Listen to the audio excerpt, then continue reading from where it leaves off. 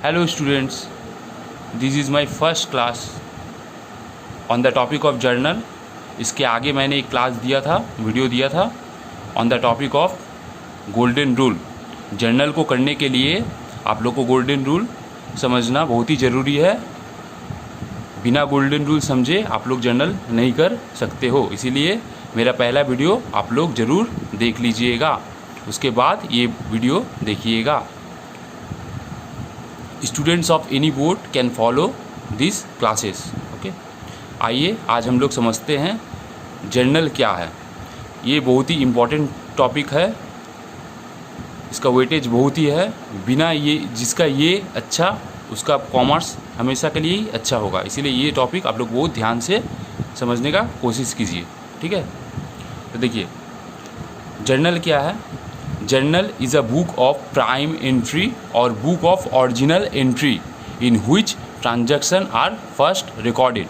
मतलब हम लोग किसी भी पहले फिनेंशियल कोई ट्रांजैक्शन अगर होता है तो उसको हम लोग जो रिकॉर्ड करते हैं, वो रिकॉर्ड करने का प्रोसेस को ही जर्नल बोला जाता है।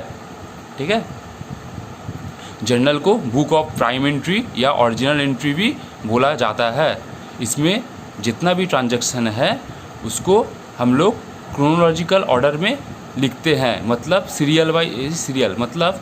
मतलब अगर कोई ट्रांजैक्शन 1 तारीख को हो रहा है तो वो पहले लिखना, उसके बाद कोई ट्रांजैक्शन अगर 2 तारीख को हो रहा है तो उसका बाद 2 तारीख देके उसके बाद उसको लिखा जाता है, मतलब डेट वाइज डेट। ओके, पहले जर्नल को समझने के लिए मैं आप लोग को 2 कॉन्सेप्ट बताऊंगा।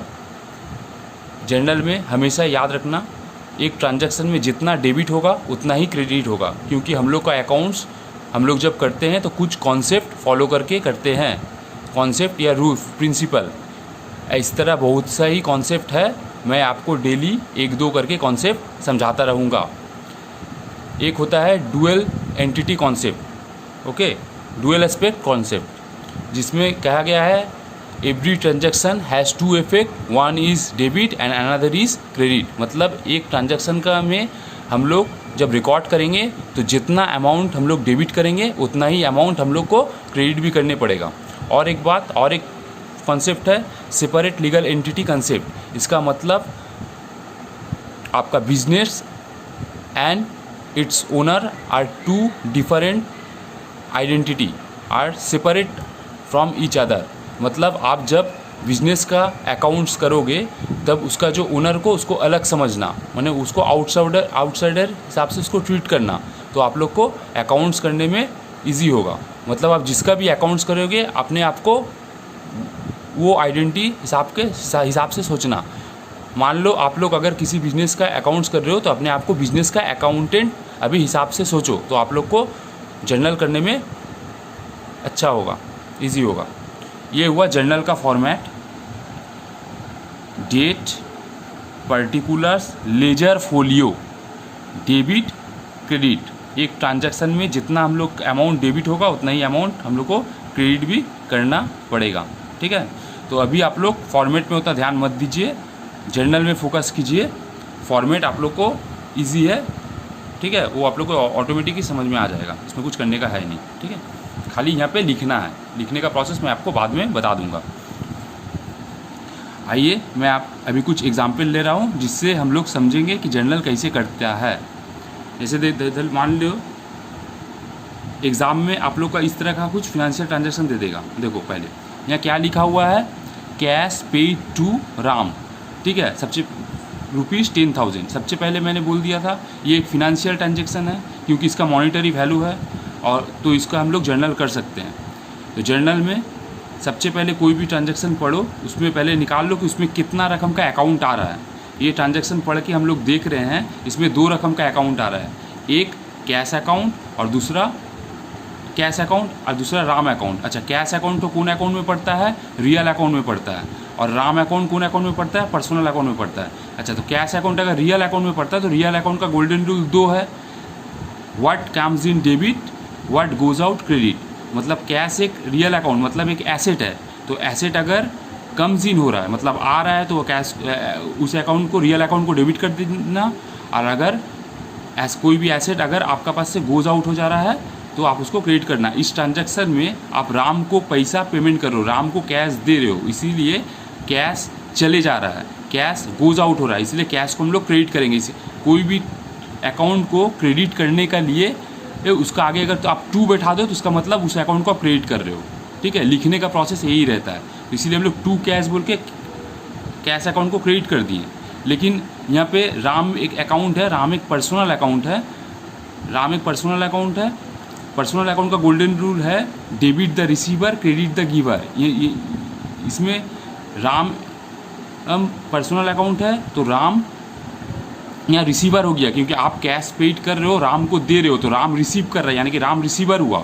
पर्सनल अकाउंट अगर रिसीवर होगा तो पर्सनल अकाउंट को डेबिट करेंगे, इसलिए Ram account debit to cash.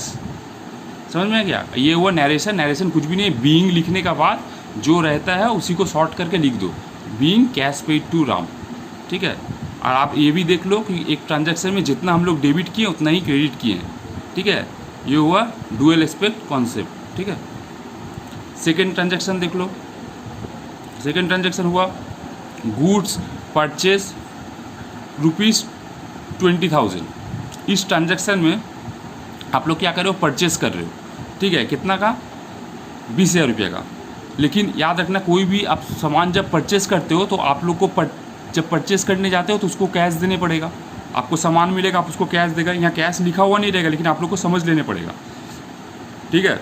तो यहाँ पे भी आपका दो अकाउंट आ रहा है, ठीक है। क्या क्या आ रहा है? एक परचेस अकाउंट और एक कैश अकाउंट। परचेस अकाउंट आपका आता है नॉमिनल अकाउंट।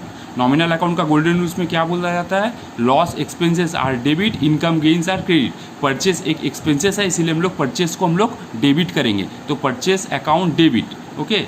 अच्छा, परचेस का चलते आपका पास से कैश चल जा रहा है, आप कोई सामान खरीद रहे हो और आप उस दुकानदार को वो कैश दे रहे हो, तो आपका पास से क्या चल जा रहा है? आपका बिजनेस से क्या चल जा रहा है? कैश। आप एक बिजनेस के अकाउंटेंट हो तो अपने आप को बिजनेस समझना, तो आपका बिजनेस से कैश चल जा रहा है। कैश एक रियल अकाउंट है, इसीलिए कैश को हम लोग क्रेडिट करेंगे, ओके। क्योंकि रियल अकाउंट का गोल्डन रूल है what comes in debit what goes out credit. यहाँ पे कैश गोज आउट हो रहा है, इसलिए कैश को हम लोग क्रेडिट करेंगे। थर्ड ट्रांजेक्शन क्या है? गुड्स परचेज फ्रॉम राम ₹30,000, ठीक है।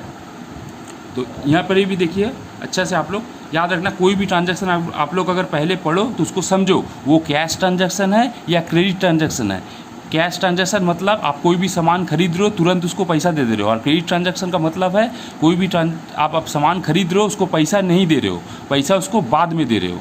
अच्छा, आप एक कॉमन सेंस का बात है, मान लो आप लोग कोई दुकानदार के पास गए, जो दुकानदार आप लोग को चिंता है, तो आप अगर कोई सामान खरीद रहे हो तो उसको अगर तुरंत पैसा दे रहे हो तो वो आपका नाम कहीं भी नहीं लिख के रखेगा। लेकिन आप अगर कभी भी सामान खरीद रहे हो लेकिन उसको तुरंत पैसा नहीं दे रहे हो तो वो लिख देगा कि राम या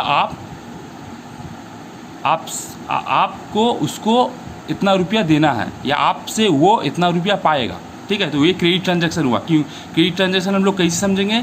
याद रखना, कभी भी सिर्फ खाली पार्टी का नाम लिख दिया है, पार्टी मतलब यहाँ राम का नाम या पर्सनल अकाउंट का नाम लिख दिया है, साथ में कोई फॉर कैश नहीं दिया है, तो मान लेना ये क्रेडिट ट्रांजैक्शन हुआ, ठीक है। अब धर लो, यहाँ पर भी आपका दो अकाउंट आ रहा है, यहाँ कोई कैश नहीं आ रहा है क्योंकि आप कैश नहीं दे रहे हो ट्रांजैक्शन में, इसीलिए ये क्रेडिट ट्रांजैक्शन हुआ, ओके। तो यहाँ कैश का कोई अकाउंट आएगा ही नहीं। अच्छा, इस अकाउंट में आप लोग देख लो, परचेस एक नॉमिनल अकाउंट है। नॉमिनल अकाउंट का रूल्स में बोला जाता है एक्सपेंसेस होने से डेबिट करो, इनकम होने से क्रेडिट करो। यहाँ परचेस एक एक्सपेंसेस है, इसीलिए हम परचेस अकाउंट को डेबिट कर रहे 30,000। अच्छा, आप अगर परचेस कर रहे हो तो राम से आपको सामान मिल रहा है, यहाँ राम आपको सामान दे रहा है, ठीक है। राम अगर आपको सामान दे रहा है तो राम यहाँ गिवर हो गया, इसीलिए राम अकाउंट को हम लोग क्या करेंगे? क्रेडिट करेंगे, ठीक है, क्योंकि राम यहाँ गिवर है। उसके बाद आप लोग नरेशन लिख सकते हो, being goods purchase from Ram, okay. ये हुआ मेरा जर्नल का आज फर्स्ट वीडियो, और मैं वीडियो छोटा छोटा करके बनाने का कोशिश कर रहा हूँ, ठीक है। कोई भी प्रॉब्लम हो तो आप लोग मुझे फ़ोन कर सकते हैं या व्हाट्सएप में टेक्स्ट कर सकते हैं, ओके।